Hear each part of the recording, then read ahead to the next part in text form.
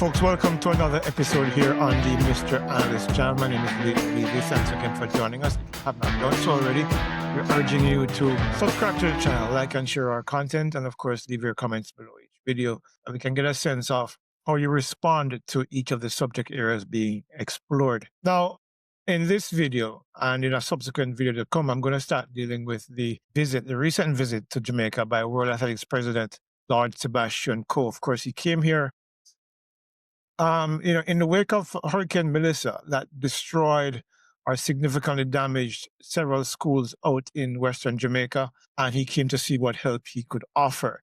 A press conference on Wednesday, which was the 7th, which is the day he left Jamaica, he announced that the World Athletics were going to donate $100,000 from the IAF fund, which will then go to those schools impacted, primarily through equipment and probably for whatever the specific schools need. He also announced that in conjunction with the Jamaica Athletics Federation, that they're going to be holding a 5K sometime in the Easter holidays, where he, Lord Sebastian Coe, will be a patron and he'll be bringing a few friends along with him. I'm assuming when he says a few friends, he's talking about some world-famous athletes of the past or maybe currently as well. All good things for the recovery process as Jamaica recovers from Hurricane Melissa. In a question and answer section that followed his announcements, several members of the media posed questions to the World Athletics boss,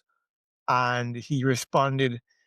In some of the responses, I found a little bit evasive. And so I'm going to share some of that video with you, and I'm going to have my comments, and then, of course, leave you to make your own determinations on what is. In this video, I'm going to deal with a question that was posed by Henry Taylor, asking about that issue with the women's 100 meters running all 3 rounds on the opening day of the 2028 Olympics in Los Angeles. As you know, I had done a previous video where I spoke with a number of coaches who were against the idea and suggested that it would lead to a diminishment of the performances of the women, given that the fact that they have to race 3 races in the same day. A number of coaches, a couple of the coaches who I spoke with at the time, said that it is possible for the women to race 3 races for the day, but it'll risk diminishing performance and also putting that potential risk. That was my argument, and that was the argument that Henry Taylor placed before Lord Coe on Wednesday at the J3's boardroom in Kingston. And this is pretty much what he had to say. Your question, it won't remotely surprise you that I fundamentally disagree with everything you've just said, but let me be clear here. There were some challenges in the timetable in Los Angeles, and that is actually gave us the opportunity of having athletics going first this time, for the very first time, I think, in pretty much the modern history of the Games. And that's really around venue allocation. SoFi is the opening ceremony stadium, but it also then has swimming. So I understand why the Coliseum, which has been the opening ceremony scenes for the last 2 games, 1928 and 1932 rather, and 1984, was not available. So athletics goes first. We then had the opportunity to make sure that athletics was showcased on the very first day. I think that was an opportunity the whole of my council, 26 members, universally wanted. We then wanted to make sure that timetable fitted with what the athletes were available to do. We spoke to all the top 100-meter athletes in detailed engagement. We have the exchanges, the WhatsApps, the written verification, particularly amongst their coaches. And the overwhelming majority of the female 100-meter runners were comfortable about doing the 3 rounds in the day, were equally excited about being the first major medal of the Games. And far from it being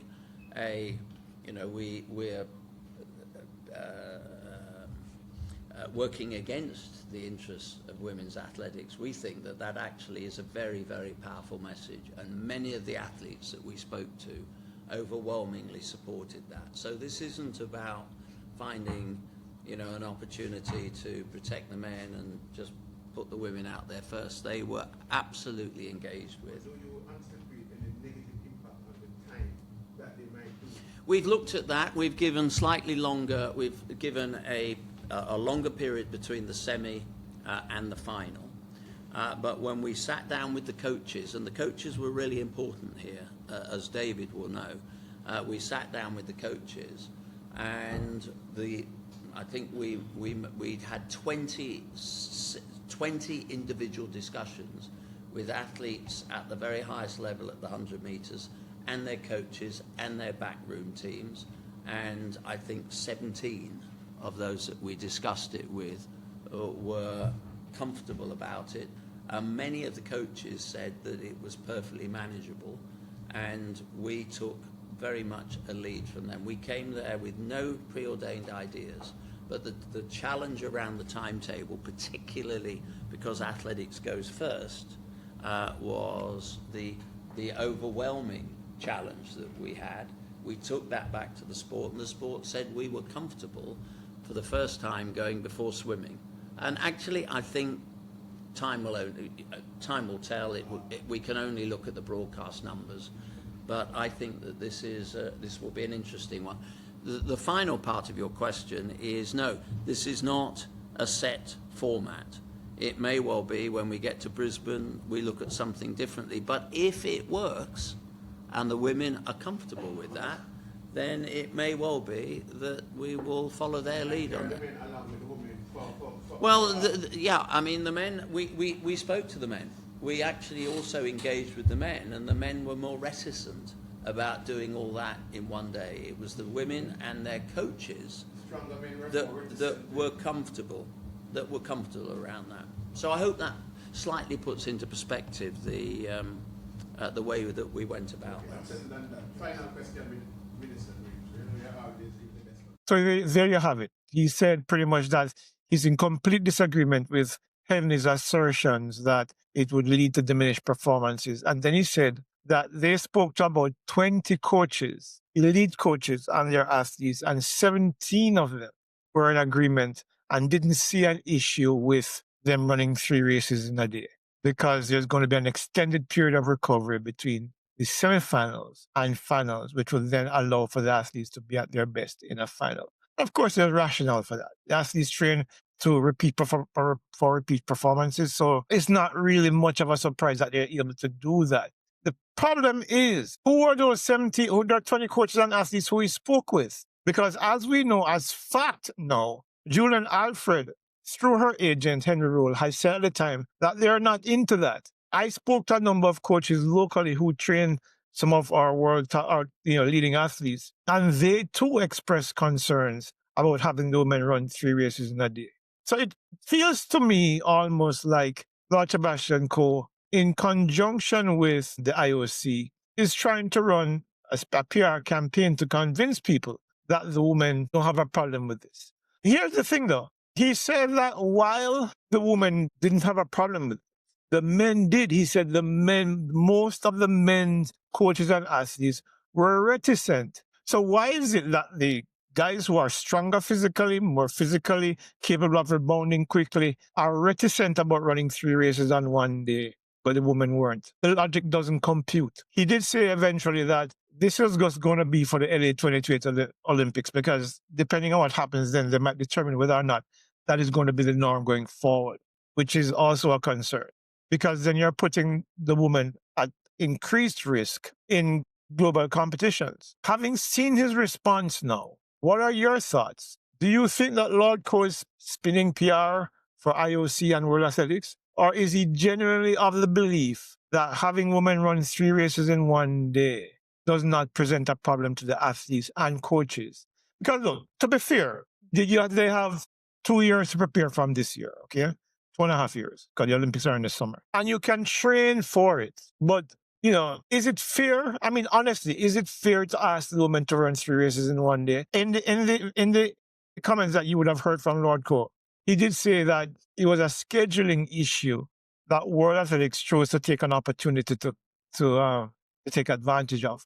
Found that the same facility was going to be used for swimming, and it's going to be converted after the 100 races to accommodate the swimming. Why should track and field be the guinea pig of the Olympic Games when it is the most popular sport watched at the Olympic Games? I don't know. It just doesn't seem like it makes much sense to me.